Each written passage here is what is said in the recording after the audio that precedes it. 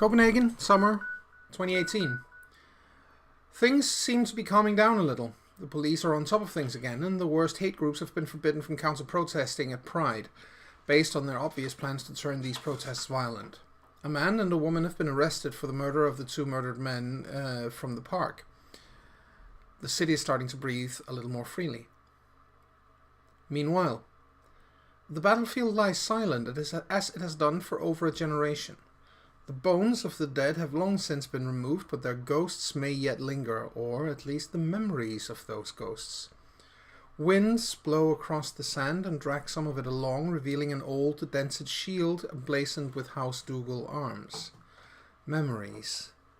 Memories of a bestial roar and the heat of searing flame. Meanwhile, the motley stands in the dreaming, uncertain of what they are about to find, or even what to do once they're with their findings once they have them. There's change in the air, change and a faint tang of acrid smoke. Welcome back, ladies and gentlemen, to Copenhagen Dreaming. We are currently half a group. We hope the others might turn up as the evening progresses, but this time it's Sunny and Jonas and Jasmine who are present, and the others are strangely absent. But it's Charlie's fault. He convinced them to go on a trip to the Shadow Court. Well, whatever has happened, we'll figure it out later, I guess. But yes, we do need a recap, so Chris, let's hear it. Mm-hmm.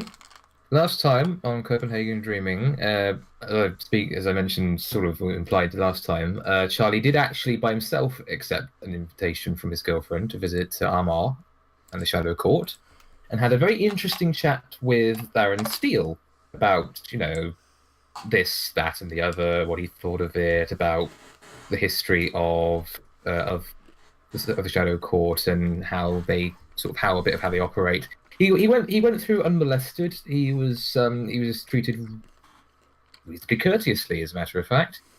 But yes, otherwise it was just a case of he decided to stick around and listen in, and it was revealed by Baron Steele that the reason that poor Julian Lowendal had been killed was because of his relation to Ivar Kors's family, as we suspected. There was a hint to that by bloody Alice, as revenge, basically, for the death of Steele's own family at Ivar Kors's hands. After that, Jasmine went to help the parents at the restaurant, but had to leave in a hurry when a group of vampires decided to set up shop there and, be really creepy, as vampires are often wont to do. And she made some panicked calls and made her way to the summer court for safety. Before that happened, up to the point where it did happen, Sunny and Jonas went to Sunny's. Was it to Jonas's mother's place, if I remember correctly? Sunny's place. Well, it was Sunny's place. Okay. And Sunny paints there, and they discuss a few things, like they discuss Jonas's dad, and Sunny does one of those police sketches of people when they're trying to work out who the couple is, and it's apparently very good, and actually, as we learn later on, is fairly lifelike. I'm trying to remember. Did we have Jonas's mum around at all at that point? Because there's information regarding his dad that has revealed yet. What happened was that Jonas and Sunny went to meet Jasmine at the summer court. That's true, yes. While his mom went home. That's right, yes. So that's what happens with them. And while that's happening, August is being himself. He decides to go hang with some of his less than legal friends, so let's put it that way, and decided to get into some petty vandalism and theft because, do it for a laugh.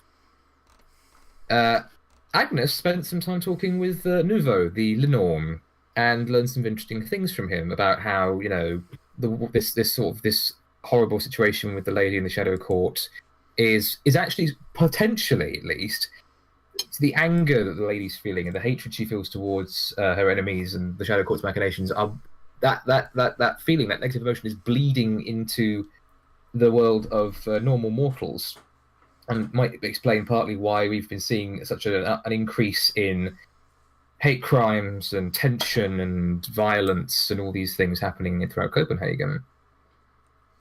It was also noted quite importantly, I think, that Nouveau is actually, because Agnes is flattering him and actually taking the time to talk with him and get to know him, there is actually sort of a kind of a budding acquaintanceship growing here. It's not quite a friendship because he is, after all, a dragon, and, well, dragons don't make friends easily, I suppose, but there's something there.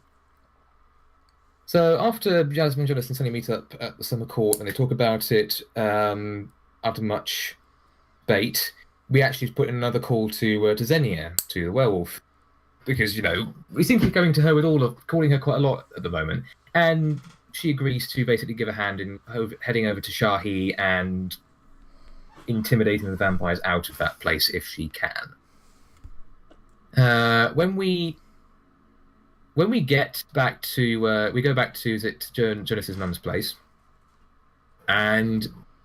but then that's when the coincidences, or not coincidences, start piling up. A package arrived for her while she was out, allegedly from Jonas's dad, a man by the name of Valdemar. It looked like it had meant to get to them years ago. It looked years old, and because of the shock of this receiving this, Jonas's mum is already having a glass of wine. We've discovered quite quickly that the package has some glamour in it, that there's some interesting writing on it if we look at it with, saying friends forever in Latin. Opening the box up, it means Jonas's mum is obviously infused with a bit of glamour, and so she can see us. She saw all the characters in their fey mien. But it's what's inside the package that's the most interesting. There's a letter to Jonas's mum apologizing for his disappearance and the fact that he had to basically take away her memories and run to protect her from those who were hunting him. And he comes with a signet ring belonging to House Beaumain, and it's quickly revealed through further investigation and eventually a trip to Duke Hardenberg at the summer court that actually Valdemar is Valdemar Kos, Ivar's son, which means that Jonas is technically also of Ivar Kos's grandson, and with Julian being dead, the last known descendant of Ivar's family, which is obviously makes him potentially, if it's discovered by people who would do him harm, it paints a huge target on his back, because it's already been proven that the Shadow Court will go to any lengths to destroy anyone related to that particular she. And like I said, Jonas is already a she, so if they discover who he really is, there will be blood. Eventually, after a while, we then basically, after all this is revealed, Duke Hardenberg basically suggests that we need to go and actually investigate more about what happened during the Resurgence War, and he suggests, like Vigo did, like I've mentioned before, that we should go to is it the Ark? Yep. Remind me what the Ark is, because I don't live locally. It's an art museum. An art museum near the beach. There was a great battle during the Resurgence War occurred there. If we can go there and witness the aftermath, we might be able to learn some things. And Duke Hardenberg offers to let us use his trod in his office to get into the dreaming. He even gives us all some additional weapons and equipment to help us on our way. And yeah, basically when we left off, we passed through this trod and we were now in the dreaming in the middle of a medieval city, which is basically, as far as we can tell, medieval Copenhagen. Not sure what period in the Middle Ages, but it is basically medieval Copenhagen. So, that's pretty much where we start.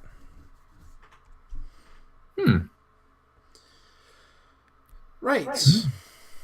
What do? Well, I certainly feel out of place. It's fascinating, isn't it?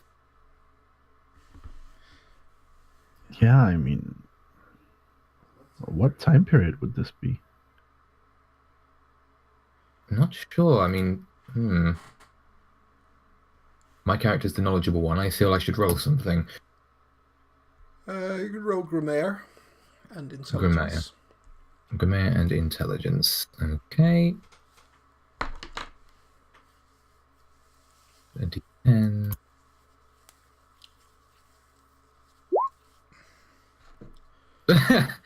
Is that 2 successes or 1 success? That's 2 successes. Well, you'd probably guess some period around maybe 1500 or thereabout, maybe 16. It's kind of difficult to tell for sure. Okay. I mean, it's not a picture perfect. That's the thing. It doesn't look like a human city would have looked in that period because it's still Fey touched. So it's fantasy medieval more than anything else. Oh god, it looks like a Disney castle. If it's fantasy more than anything else, we can find ourselves an adventuring party to help us. That would be difficult. The city looks almost deserted. Oh. Obviously they heard some of us were coming. Boo, Ivar. Don't kill everyone. A bit late for that. He's already dead. Well, then maybe his memory is here for us to beat up a little. We can make our way through the city to get to where we need to go, so we might learn some stuff while we pass through. Yeah, if this is, roughly Copenhagen, we could probably use that to find our way.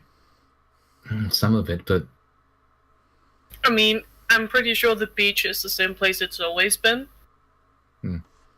So we should just head toward that.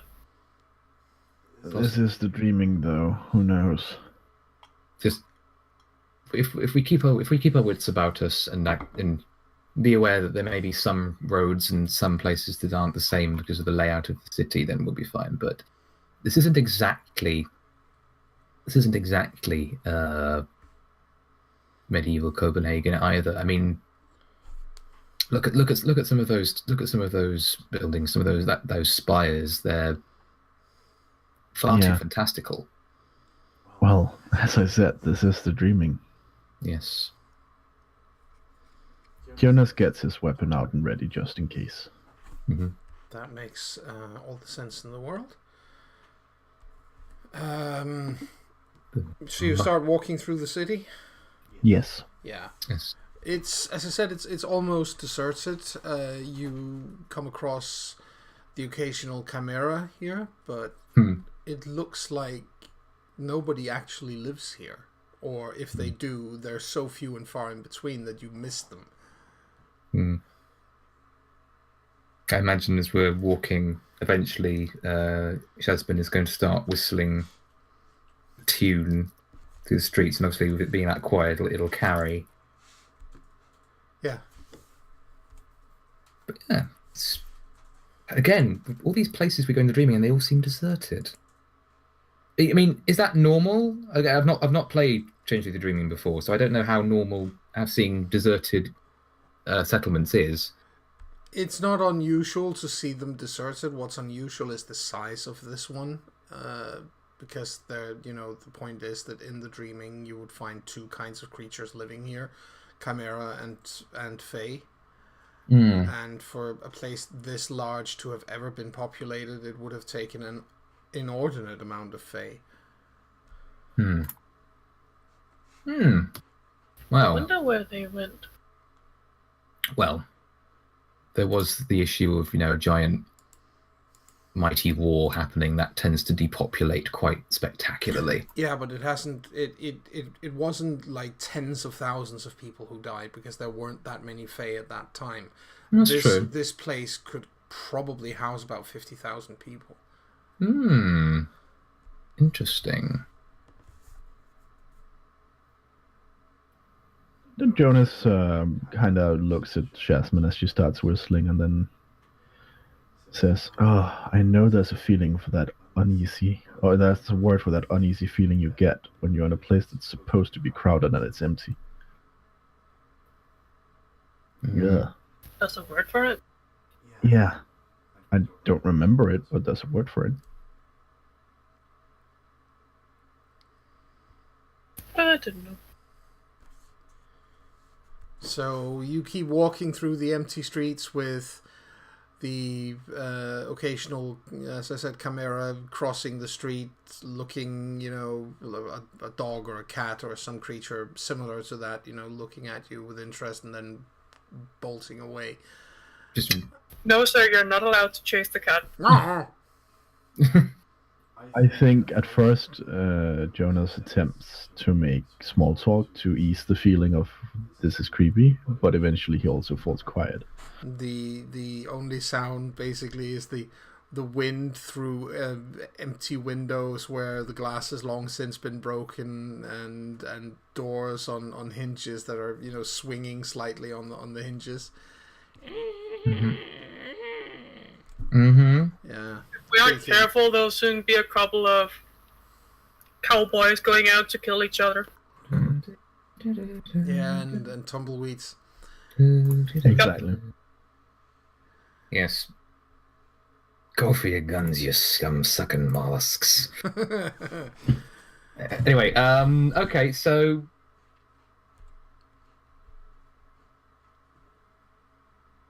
worth keeping an eye out for something out of the ordinary here. I mean, ordinary by this place's standards, because this place seems far too big to be this quiet.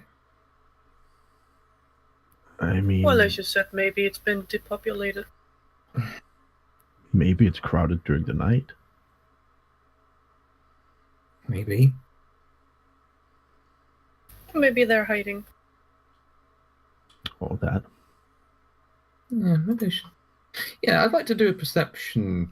Sure. What's it? No, not perception. You know what it is. Yeah. Alertness and... what's it It is, called? it is perception, actually. Perception plus alertness. I'm not even that big a D&D player, and I can't help but use D&D-isms. D&D-isms. Yes. Okay, I'm going to remember how to do this. r/... D-N-S-D... I believe in you. That didn't work. It's /R, not r/.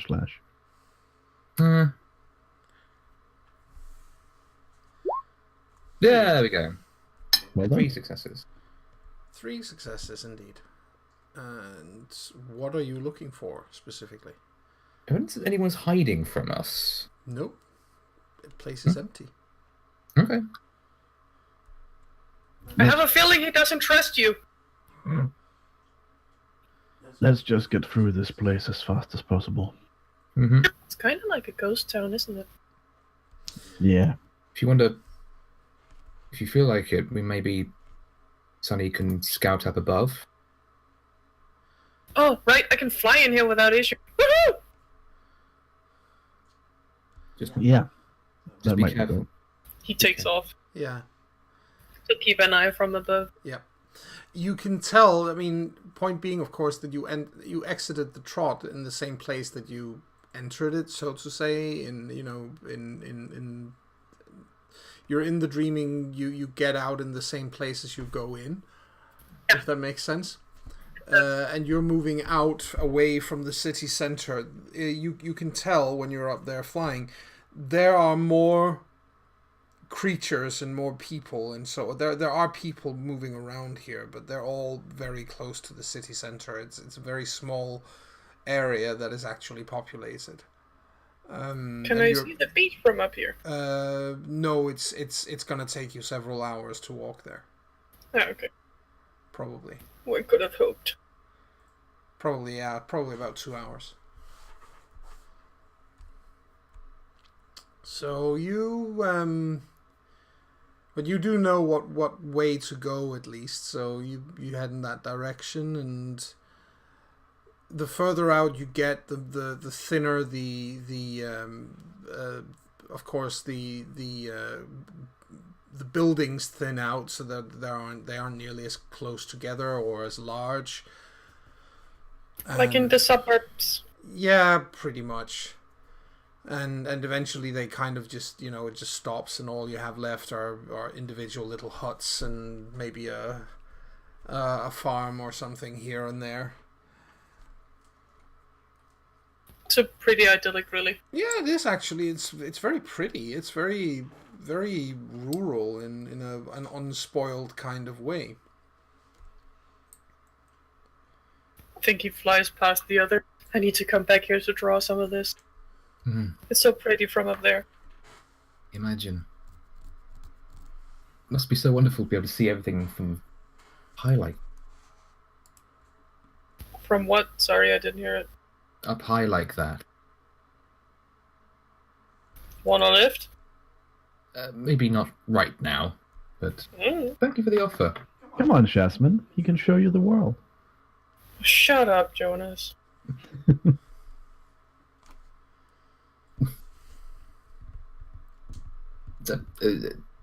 Out of character, is that just him making reference to Aladdin, or is that him confusing Jasmine with being Arabian when she's Indian? It's making a reference to Aladdin, specifically because her name is Jasmine. Oh, right. Okay, fair enough. Okay, but the point is that either Even way... I caught that one. I'm pretty proud of myself. I caught it. It's been a while since I've seen Aladdin. I've forgotten that it was Princess Jasmine in that. Either way, Jasmine rolls her eyes and says, maybe Sunny should take you up and then just accidentally let you go. That wouldn't be very nice. I wouldn't let go of him. I'm sure you wouldn't. I mean, look at him. Why would you want to let go of that?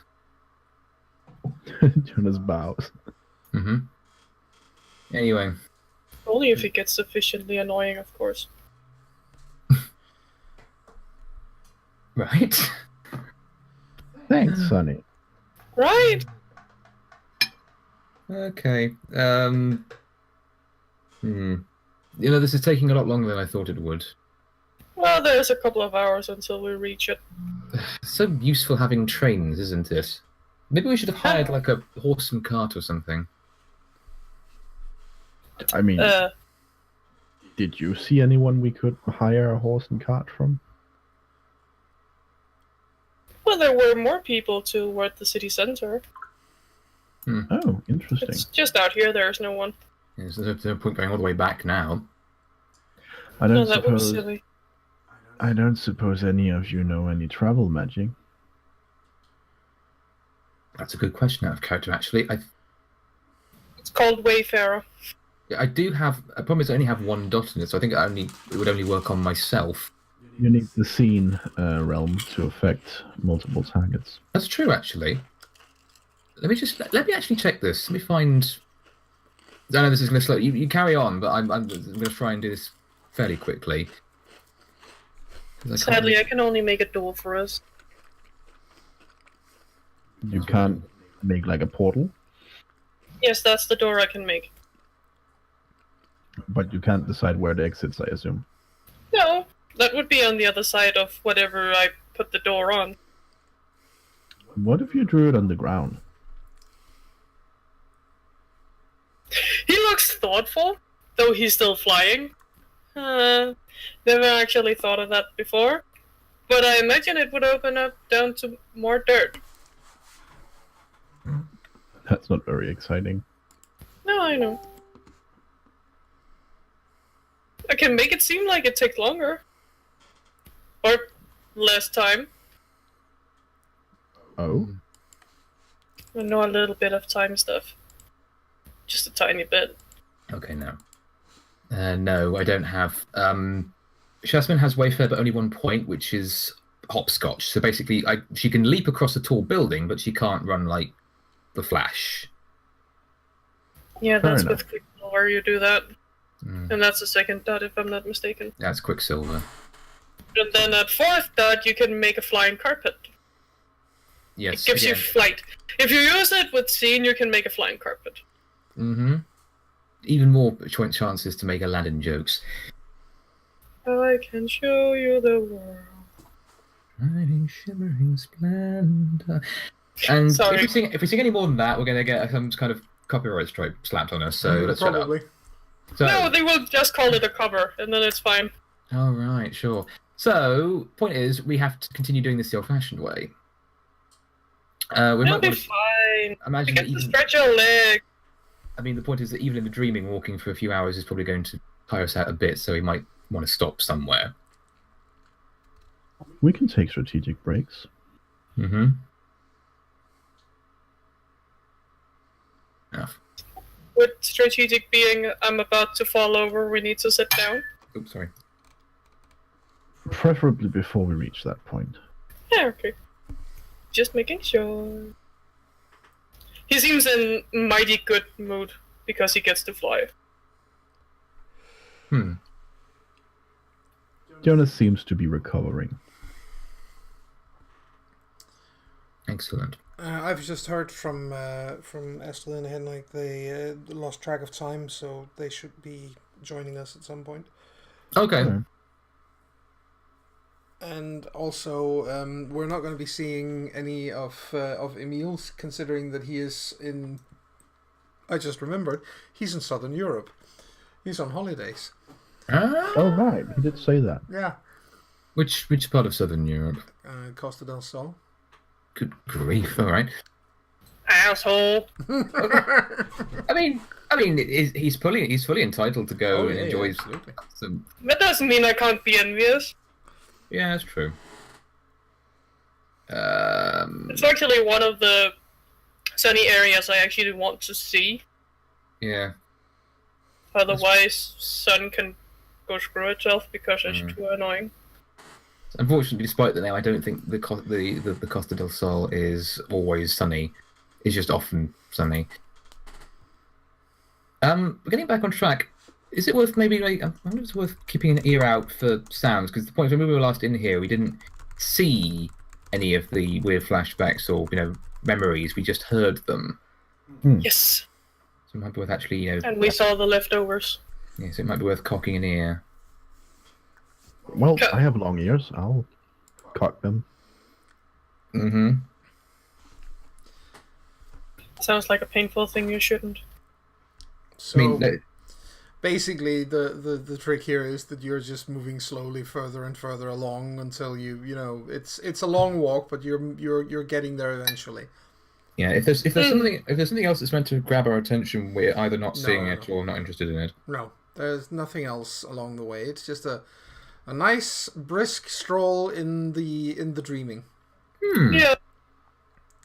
Really I imagine we have a floating sunny somewhere who's now and again, sketching down what he's seeing because, ooh, beautiful. Yeah.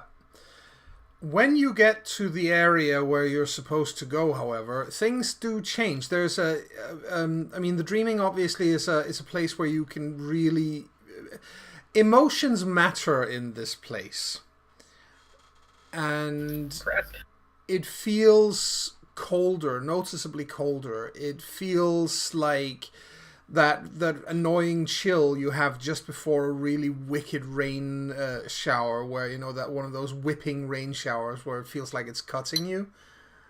Oh god, yeah. That kind of chill is in the air. There's a smell there of rusting metal. Not a nice smell. And something else, you're not quite sure what it is, but it's definitely not pleasant. Smell of decay. And... Not really, no. It's not like rotting flesh or anything of the sort. It's just a strange tang in the air. But no, it's must be getting close now. You do find the beach in question. It's not, when you get there, it's actually pretty easy to find. It's pretty easy because there's whereas you've seen the odd chimera or like a rabbit or a fox or something, birds in the sky, whatever, this place is just deserted. There's no life there whatsoever. How endearing. Yeah, I'm guessing you don't feel the urge to sketch this place. Nope. Just Well, kinda. But not in a I like this place kind of way. I don't suppose that going into a place that is a place of deep emotional negativity and trauma can lead to banality in the dreaming, can it? No, but it can certainly be an unpleasant place to stay for any length of time. I mean, we were just told that the reason many of the battles were fought in the dreaming is because they didn't come with the same issues as if they were fought in the real world. Yeah, exactly. Okay. But Jasmine makes a point of saying, all right, try and hold it together. It's not going to feel very good, and let's try and pass through here as quickly and efficiently as we can. Yeah. Stay here too long, it's going to get very unpleasant. Yeah, you head up to the top of a dune. You need to go down on the other side of it to actually reach the beach itself. And you can see as you get to the top, there's a there are a couple of tents, kind of like the same sort of round tent that you saw back in the clearing where you found the bow and the sword originally. Same kind of thing. There's a banner stuck in the ground there as well. Yes. Tattered and beating forlornly in the wind, but it's definitely there. Sorry, yeah. Is the crest on the flag still discernible? No, it's worn and faded with time. Especially on the beach side, it's especially harsh. Yeah, it is. It's barely more than rags anyway. Wow. And as you get up there, you can look down across the beach itself, and even though it's literally just a beach. From where you're standing, it is just a beach.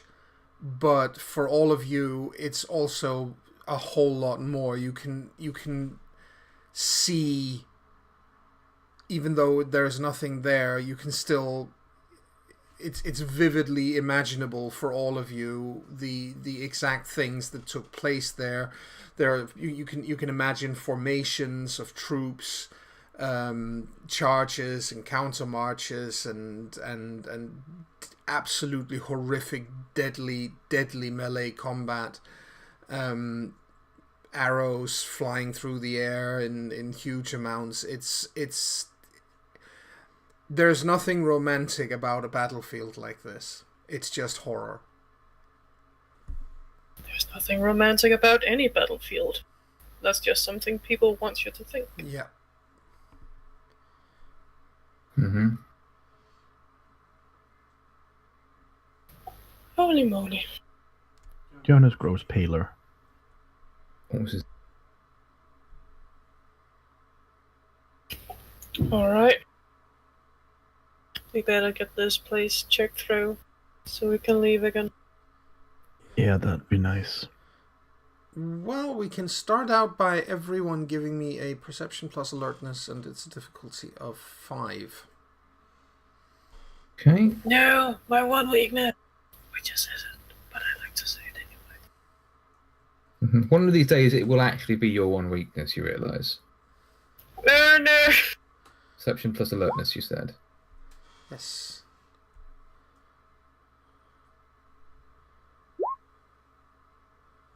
That's 1 success and 4 successes. And Whoa! Wow, 5 successes. Okay. Bloody hell, Sonny.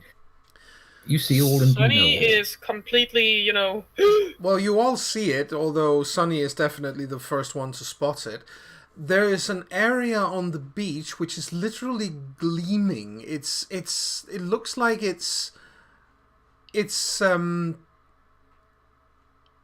looks like glass or a gemstone. Mm. I think Sonny just flutters down there because that's interesting. He should have been a raven. Ooh, shiny. I think I know what that might be, but... Okay, so... Burnt sand, probably. But Sonny doesn't know that yet. Yeah, it's melted sand. Yes. It's so easy Hey, to make guys. glass. Look at this. Oh, wow. I've seen this before in the beaches in my home city. Oh. It's melted sand. I suspect that this particular bit of sand was melted by something a bit different than what you'd expect. Well, in the mundane world I come from, it's usually done by someone who didn't think when they lit a campfire or a barbecue.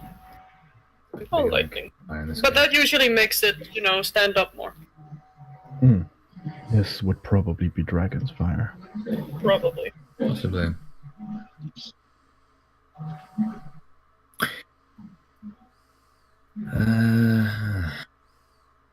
How big is this patch of glass? It's quite long. It stretches out. Yeah. So it's like fire was breathed on it. Yeah. Potentially by dragon over a long sort of strip of beach. As if it was conveniently standing on the ground and then, letting it loose. Something along those lines, yes. Why do I hear a jet engine in the background? That is a good question, but we have extra people joining us. Hello, jet engine people. Hello. Sorry. No, it happens. Using my gamer laptop for this. Oh right, that would explain it. That's the fan. Yeah, exactly. Okay. Sorry about that part. No, not much I can do about it. No, we now at least we know what it is. Yeah, hey man, I use a laptop myself all the time. It's understandable. But we're actually on vacation right now. Holiday at my parents' house. Oh, right, okay. right. Oh. Everybody else is on vacation. What? So when we join anyway? Yes. Well, we're glad that you're here. We're glad that you're here. Yeah. We've what's happened is we're in the dreaming. We've gone through fantasy medieval Copenhagen. It's practically deserted. There were some people, but we ignored them because it's not the direction we're going. We walked for several hours, got to the beach, the big battle we were meant to find, and so far we found the remains of battlefield. Did we actually see some of the horrible things that happened during that fighting? And as I said, you didn't see them because it's literally just a beach. It's just an empty stretch of beach. But as you stand there looking at it, each of you could swear that you could see the actual battle taking place, or at least parts of the battle. Okay. Yes. So the weather is horrendous. Weather is horrendous. The weather is awful, yeah. And basically what we're looking at now is we found a giant strip of cooled glass where the sand of the beach has been basically melted by what we suspect to be dragon fire. That's awesome. Not for the people who were here. Yeah, there's probably some the remains of some. I mean, that's the point. Are there the remains of people under the glass, or was that fire so hot that they burned as well? They would have burnt as well. Great. It's actually Think of it this way: for something to actually melt sand into glass, you have to get to blast furnace temperatures.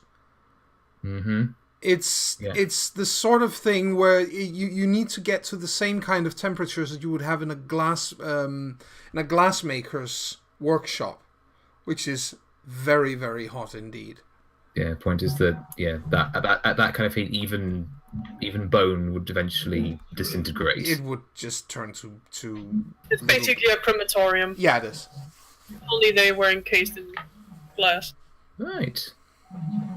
Okay, so it's evidence of there being a dragon here at the very least.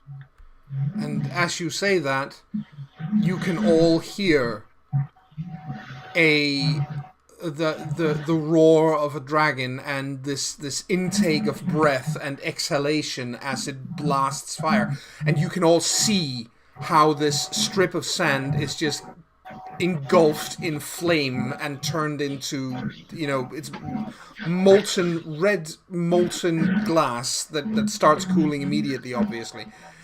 right in front of your eyes. Is it a loud sound? Yeah, that's the fan on. No, she asked, is it a loud sound? Oh, if it's a loud sound, yes, it's a very loud sound. This powerful set of vocal cords on a dragon. Oh hell yes.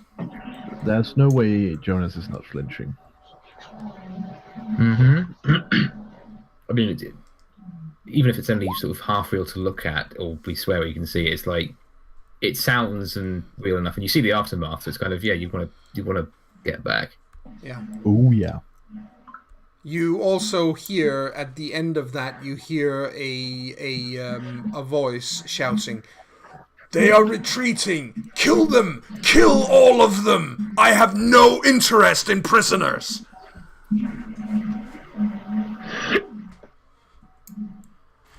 Oh. I'm guessing that's my darling grandfather. Might not be.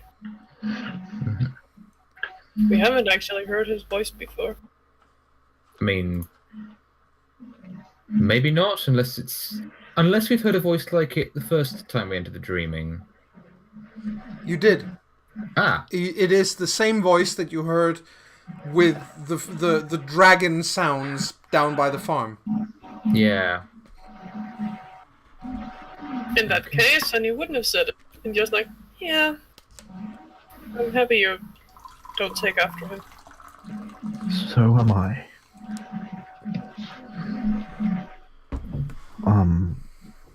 We should check out this place, I guess. Some We more. should. Find evidence of anything physical we can pick up, and I'm sure we're bound to hear more memories in the background. One might actually be enlightening to us. So you keep searching the place, basically, is what I'm hearing. Yeah, we might as well give it a proper comb over. Yeah. Maybe go over to where the opposition was. Because he did say that we should hear both sides of the story. Yeah, definitely. Well, you find where the other camp was located. You don't see any tents or anything of the sort there. But it's definitely the remains of a campsite, and it's a much larger one than the first one you got to. This must be the commoners. Yeah, that'd be more of them. You're hearing, Obviously. almost the moment you enter this area, you're hearing people crying. You're hearing people in panic. You're hearing a few voices trying to restore some semblance of order, but it sounds like this was a rout.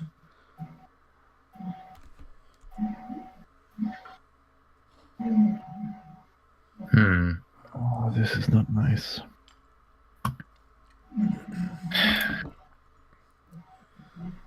How easy is it to pick out the types of voices we're hearing? As in, are there lots of? Is it mainly men, women? Do we hear any children? Men and women, old and young. Right. It's my thinking is that in medieval battles, camps obviously not just populated by soldiers. They would have had lots of people, in the Camp baggage followers train, and so on, yeah. camp followers, Yeah. and obviously they would not be armed. They would not have any means to defend themselves. No, And it's, that's unlikely to be the case here. yes. We're not talking about an army of 50,000 on either side, obviously. No, of course not. Point is that even no matter how many people there were, if there were people in this camp who were unarmed and unable to defend themselves, then well, that's just not chivalrous. There's something in the air. There's like a haze in the air here. Okay. Almost like on a hot summer's day, right over where it's just over the tarmac on the road, where it's really, really warm. That kind of shimmering haze. Yeah. You have a feeling, all of you, that if you were willing to spit spit not necessarily, but if you were willing to throw some glamour at this, there's something hiding here.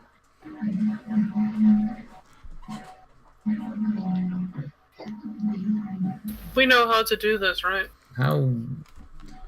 Yeah, I think so. I mean, I've. you simply expend a point of glamour. I think Sonny does so without thinking about it. Yeah, probably. Because curiosity is a thing. Agnes Same too? for Agnes. Sure. So Sunny and Agnes so far. Anyone else? Yeah, Jonas will as well. Jonas? Yeah, I've got 4 out of 5 points to spend. I suppose I can afford to spend another. Yep, sure. That's 4 points. How about August? Yeah, I'm game. Sure. That's 5 points. That's what we need. Ba-dum! Yay, you've unlocked a secret scene. Yes, you have, in fact. This is really like a computer game. You've unlocked the secret cutscene. What you see happening is this shimmering in the air just almost explodes outwards, and suddenly you're standing. I mean, you are passive observers, and it's clear that the people you are seeing in front of you don't realize that you're there. So you're seeing some sort of memory. But what you see is a dragon, a copper red dragon. It's nowhere near as large as the lady, but that doesn't necessarily say much because she's enormous. So it's large enough to lift a man off the ground with no difficulty whatsoever, and it's radiating heat. And astride this thing sits a man that you've now seen images of before. It is definitely Baron Kos, who's sitting on top of the dragon. Which means that it's most likely that this giant red hazy dragon is none other than Kindle. Exactly. I wonder if he knows he gave name to a book thing today. Yes, alongside his cousins Echo Dot, and Alexa. And while you, he is advancing. He's the dragon is prowling closer, and it isn't even a matter of it being careful. It's just trying to be menacing, and it's working. This is pure condescending superiority complex from both the rider and the dragon. They know they've won, and you see, again, you see the commoners who are trying to flee from the battlefield. They're fleeing through their camp, and the dragon pulls in air and shoots a couple of short bursts of fire and incinerates a couple of people. And you see there's a young satyr, a woman in armor, who grabs a spear, and instead of running away, she turns back to face the dragon and the rider, and she's alone. Ooh. And she looks absolutely horrified, but she's also clearly determined that if she can buy time for the others to escape, then that's what she will do. And she doesn't last very long. She buys maybe 30 seconds worth of time with her life. And the last thing that you see of her is how the dragon reaches down and grabs her with one of its four claws, or one of its hands, and just lifts her up. And the rider just looks at her and goes, "Do you even have any idea just how hideous you really are, commoner? There is no place in the world for your kind." And then she's roasted. I think, without thinking about it, Jonas lets loose an arrow towards the image. Yeah. It passes straight through it, but I understand his gesture. But just as that happens, she dies, quickly at least, but she dies, and it's a horrible death. The thing is that he's lying on top of things. She was a beautiful young woman. But you hear, just as this could have been the end of the vision, you hear another voice shouting, going, Ivar, this is enough! When is the bloodshed going to end?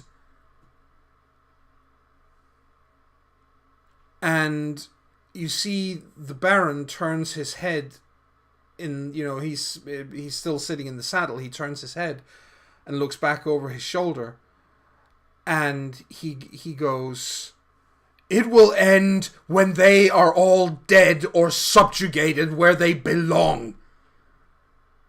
This is what I have to do. This is what we must do to win this.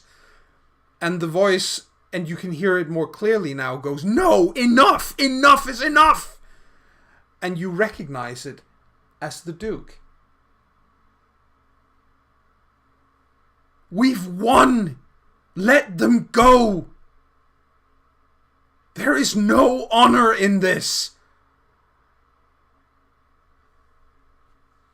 And the dragon begins to half turn, and it looks like it's actually about to take another breath.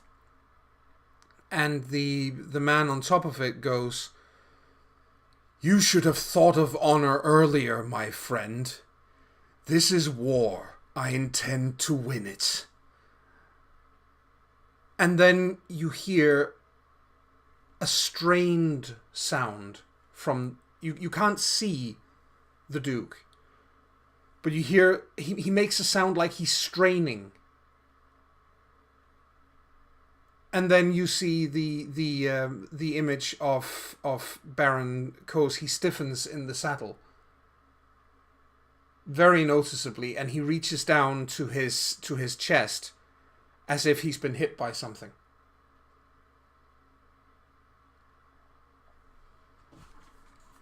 And then it fades.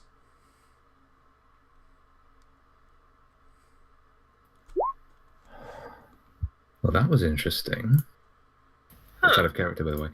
What Shasma would probably say is, what the heck was that? What do you think he did to him?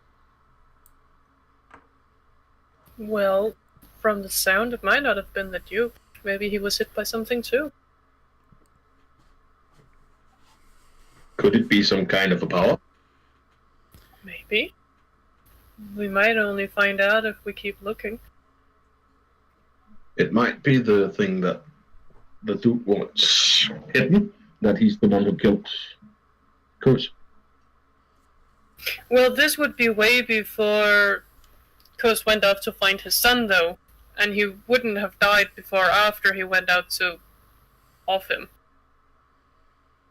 Remember, they had a long time after the war to actually fall out with each other.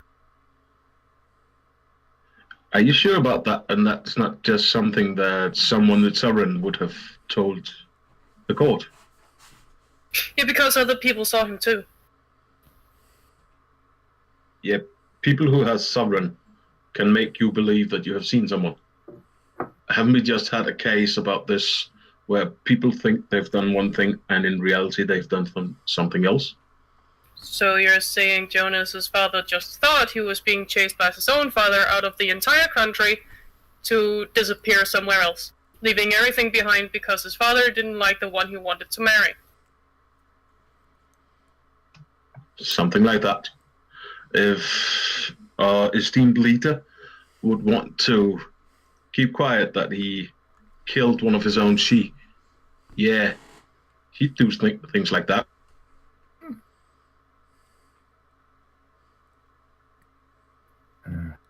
I suppose it's not impossible. I think, for now, the best solution to the situation is Occam's razor. Unless there's more to find here. Yes. So... I mean, it's a big beach. It's a big battlefield. We've only seen part of it. Yes. What's that thing from Sherlock Holmes? About twisting facts to suit theories rather than theories to suit facts. Let's focus on finding all the facts before we start applying theories. Too strongly, at least. Which direction did the Duke's voice come from? Over there. We should check over there then. How does Kronos work in the dreaming? It works, and it works remarkably well, in fact. Because it's the dreaming. Yeah, Not the real world. You will probably get a clearer image here than you would in the real world. Well, I think I'll try going over in the direction where I heard his voice from, and then trying using some Kronos. Yes. See if I can get through. You certainly can. And you do see a much younger version of the Duke. He's fully armored. He's wearing she plate. He's bloodied, as in both his own and enemy blood on him. He looks like a man who's been fighting for his life. And you also see him. You don't get sound on this, but you can kind of fit it into. You can see his gestures and his mannerisms fit with what you've just heard. And then suddenly he is knocked backwards off his feet. He's struck by a spear, a thrown spear. I tell all of you this while I'm watching it. A spear? What direction did that come from? Up somewhere in the dunes. I'll how much can I move while I'm using Kronos here? Not much, but you can move up there. I'll do that then. Yeah.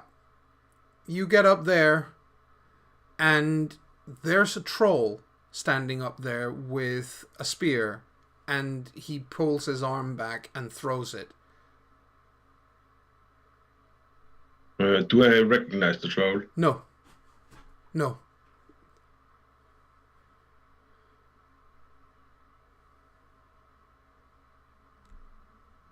You see who it was?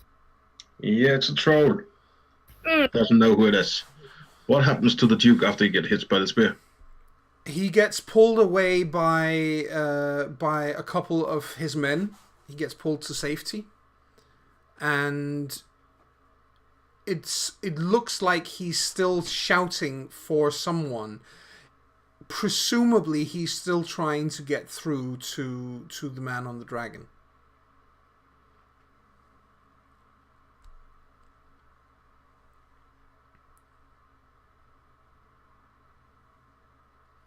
August, can you see if it's the same thing that hit the Ivar? Can I actually see if it is that? No, he's not struck by a spear. He is, but he is impacted by something. It could, as you say, it could have been a power of some kind. Can I see anyone else in the dunes or somewhere nearby?